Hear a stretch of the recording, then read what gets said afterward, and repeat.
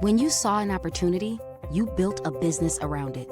And every day since, you've kept a sharp eye on ways to evolve and keep your business thriving.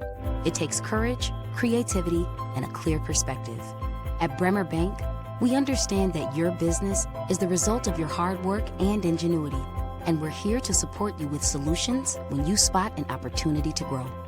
Work with Bremer Bank, because understanding is everything.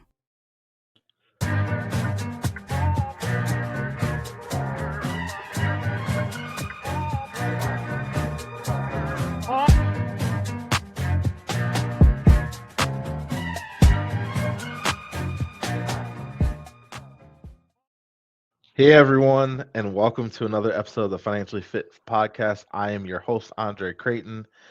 As always, I'm excited to be here with you all today. Maybe there might become a day where I might not be excited to be here with you all today. Um, but I haven't crossed that path yet, and gosh, I don't know how many episodes in we are, but I truly do really enjoy this work. I hope that the people that are listening are getting some knowledge as they're on their financially fit journey. I always talk about how our journey in this financial space is similar to everyone's journey come January 1 when they're hitting the gym. We truly are trying to create the mental capacity to understand that this is a marathon, not a sprint. And if we're maniacal every single day towards our goals, we will reach the financial fitness that we are looking for. So, today we are going to talk about a couple of the home deduction, um, for tax paying. So for a taxpayer. Um, but first, I want to talk a little bit about if you've watched the Super Bowl recently. Uh, I know there's varying people on across the spectrum that had opinions on whether it was good or not good. And I think that this holds. Um, I want to talk about this because as we're getting into the talking about the home deduction, I think that if you saw the Super Bowl halftime show, you saw Samuel Jackson show up in his Uncle Sam uh, outfit with the Uncle Sam hat, and he starts out by saying, "Welcome to the big American game," right? And that's what we're doing here today. Today it's welcome to the big American game, right? Because that's what the tax game is. And that's what we hopefully during this time as we're itching closer towards that April 15th deadline, and we'll start to maybe talk about different things that we can do on these podcasts to help minimize our taxes and keep as much money in our pocket as possible. Because, a lot of the wealthy people, they're doing it, and in between, right? So the more that we can become more knowledgeable about the tax code and the things that we can take advantage of, the better off that we're going to be. So today, let's jump into the home office deduction. So I started actually taking advantage of this, wow, probably 5 or so years ago. Um, if you don't know much about me, I used to be a tax accountant. I spent quite a bit of time in public accounting, and I often, in working on very high net worth individuals and their tax returns, would see individuals taking deductions for their utilities, their cell phones, um, for doing some remodeling in their home. And I was like, how is that even possible? Like, how is that deductible? Like, those are things that you already would pay. And lo and behold, there was this 80 8829 form. So this is the home business deduction form. And basically, there are two different ways that you can um, deduct items and get a positive tax position to mitigate your taxes using these deductions. So the first we're going to talk about is the standard. So the standard deduction, what this does is you're basically taking into account your direct and indirect expenses. So what it does is if you have a bedroom, a crawl room, uh, any type of room that you use, as long as it has four walls, doesn't need to have a door, doesn't need to be enclosed or closed room, but it does need to have walls and needs to be able to define the square footage of the space. So based on that, you take the square footage of that space. So let's just say that right now I'm in my home office. Let's say it's 120 square feet. And let's say that my home for easy numbers is 1,200 square feet. So what happens is you take that 120 square feet, you divide that by the you divide that by the 1,200, and you're going to get 10%. So basically, that what that's doing is it's calculating out what portion of your home is actually being used for business purposes, right? Now, let's talk about what business purposes is. So, if you're taking calls at home, if you're working with clients virtually at home, you don't have to actually meet with clients in person in your home. But if you're doing any of that work, even if you're logging on and you're doing um, various work on your laptop or whatever it may be from your home office, you qualify for a deduction. Now, the one thing I will say is you have to be a business owner. In a space where now a lot of people are working virtually, this is not a deduction that you can take advantage of if you are working remote for an employer, right? I wanted to call out that. So let's get back to the 10%. So let's talk about direct expenses. So I'm in my room, and maybe there's some upgrades that I want to have in my home, and specifically in this office. Maybe I don't like the carpet and I want to move to hardwood floor. Maybe I don't like the paint on the wall and I want a different colored paint. You can deduct those things. You can deduct 10% of that. And the cool thing about that is if you were going to do the work already, you might as well take advantage of deduction. So let's, for instance, say maybe in the future you plan to have a child.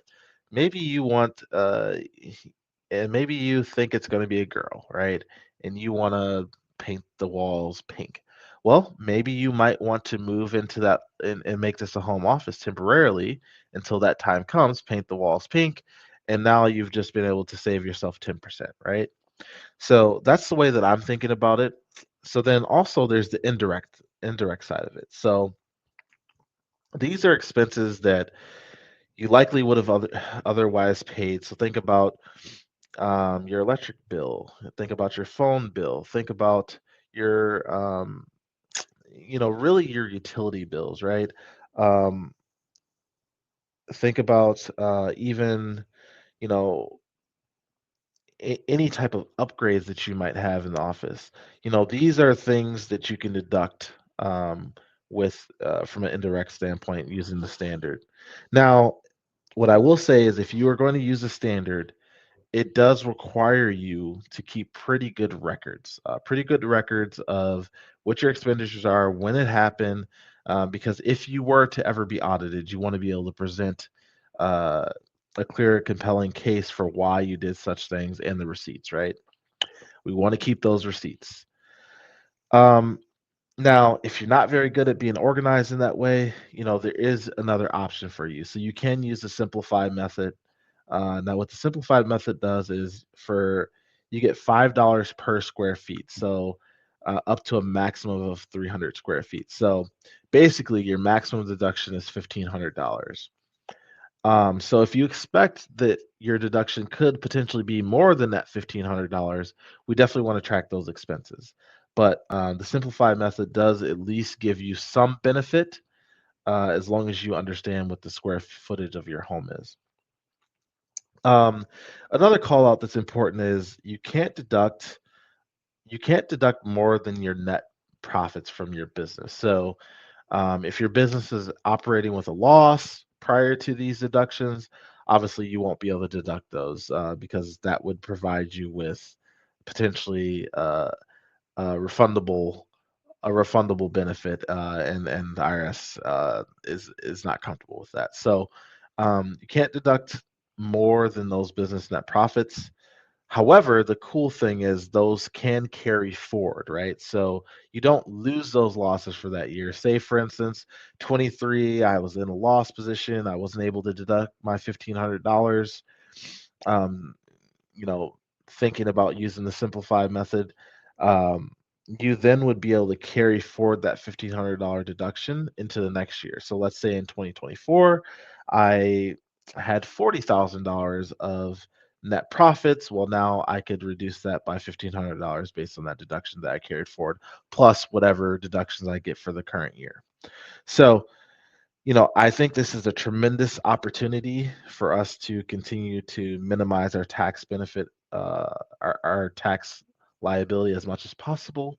Obviously, the more money that we can keep in our pockets, the better, because now we can use that money for investing, for savings, whatever it might be, to continue to diversify our portfolio and continue down this path to becoming financially free.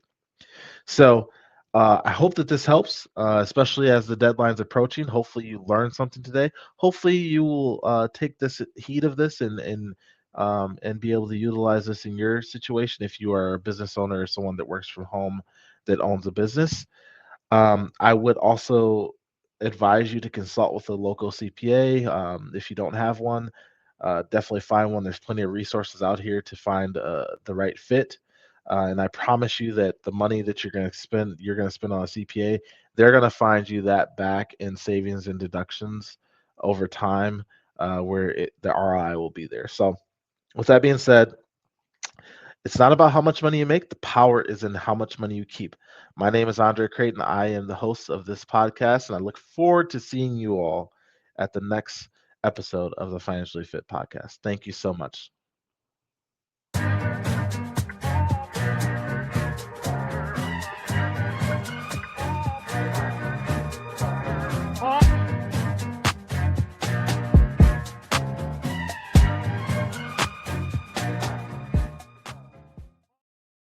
You know Shaletta makes you laugh, but did you know Shaletta Brundage can also make you think and boost your business? Media personality, activist, and comedian Shaletta Brundage founded Shaletta Makes Me Laugh to celebrate and share the best of Black culture. It's a podcasting platform. You can download 10 weekly podcasts hosted by African-American subject experts at ShalettaMakesMeLaugh.com or wherever you find your favorite podcasts. ShalettaMakesMeLaugh.com is also a production house, creating broadcast-quality commercial content. And Shaletta and her team of storytellers create powerful promotional campaigns to get businesses the brand awareness they're looking for. Some of Minnesota's top businesses trust Shaletta, and you can too. Get out the word about your events and products and get in front of communities of color with ShalettaMakesMeLaugh.com. She's got the power to help your business. What's this North 5 game? It's a $1 Minnesota-only lotto game. Wait, what? Yeah, drawings are daily. Wait, what? It also features Easy Match. So for an extra buck, if your Easy Match numbers match any of your draw numbers, you can win instantly. Wait, what? Plus, you can still win the big jackpot by matching your North 5 number, so you can win now and win later. Wait, what? North 5 with Easy Match. Win now, win later, whenever.